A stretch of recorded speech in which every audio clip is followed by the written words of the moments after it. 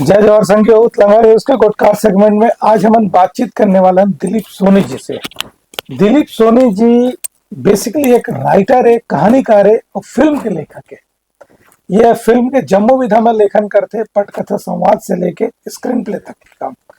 और ये हर वो प्लॉट ला आप भी जाना जो कि फिल्म के कहानी लिखे पर का गलत थे और कैसे मनोदशा होना चाहिए, कद का जुनून होना चाहिए। और जम्मू बात आज आप मतलब फुरिया फुरिया के बताओ दिलीप सोनी जी से बातचीत करके। तो दिलीप जी आप मन के स्वागत है हमारे स्टूडियो में गुटकार सेगमेंट में। हम आप मतलब पहला सवाल में यह जानना चाहो दिलीप जी कि आप मन के जन्म कर्म कहाँ हो से और कैसे आप मन ये विधा में आओ उग्र बारे में। मैं वैसे प्रॉपर मध्य प्रदेश से हूँ, वारासिवनी है बालाघाट डिस्ट्रिक्ट में।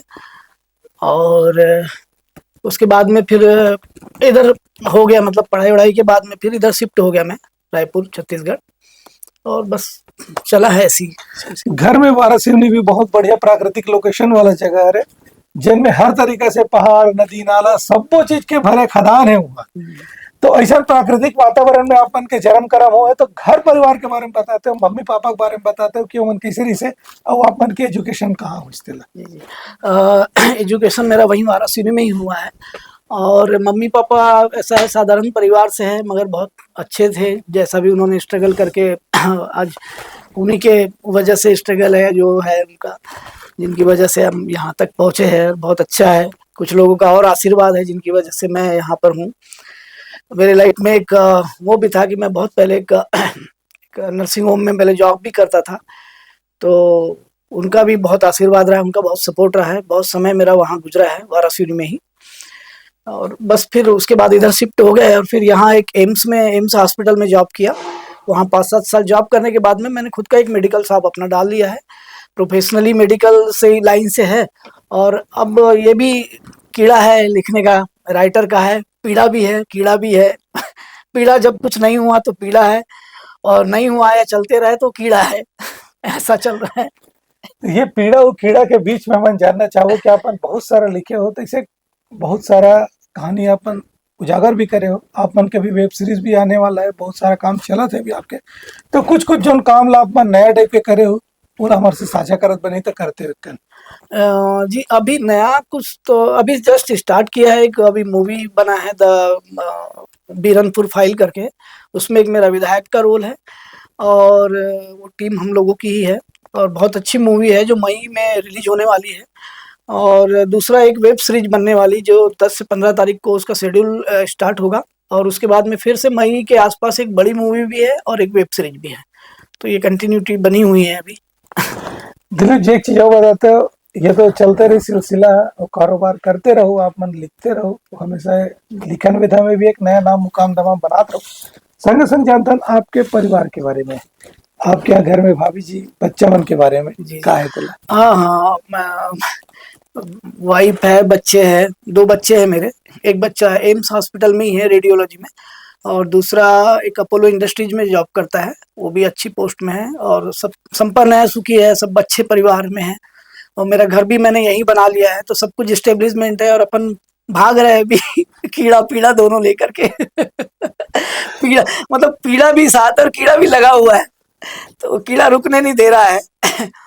अभी आप मैंने एक चीज बताता हूँ, हमारे आखिरी सवाल भी मान के चलो कि छत्तीसगढ़ी फिल्म में या फिल्म इंडस्ट्रीज में ऐसा का कहानी के रिक्वायरमेंट है, का ऐसे आना चाहिए जिन जम्मू दर्शक मतलब पसंद है, ओकर बारे थोड़ा बताते हैं।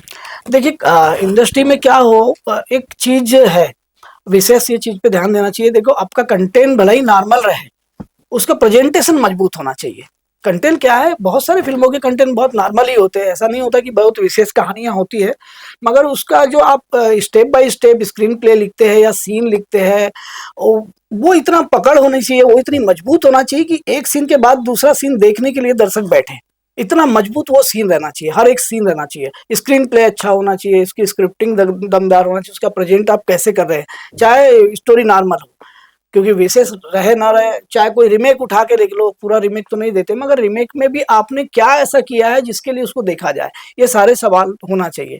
और दूसरी चीज ये मैं एक प्रोड्यूसर के लिए भी ये कहना चाहूंगा कि जिस दिन वो जौहरी बन जाएगा उस दिन वो फिल्म जरूर सुपरहिट होगी। कारण क्या है कि वो अभी अपनी लाइमलाइट की जिंदगी में जीता है, बहुत सारी चीज़ों का शोध नहीं कर पाता, स्टडी नहीं कर पाता, डायरेक्टर आकर उनको एक अपना प्लान बता देता है और वो उसमें हो जाता है। जबकि जो नींव होती है, स्टोरी होती है, आपकी स्क्रिप्ट होती है, उस पर विचार मंथन, उस पर अच्छी खासी स्टडी होना चाहिए, वो नींव है। उसके बाद में स्टेप बाय स्टेप आप सारी टीम वर्क में आगे बढ़ना चाहिए।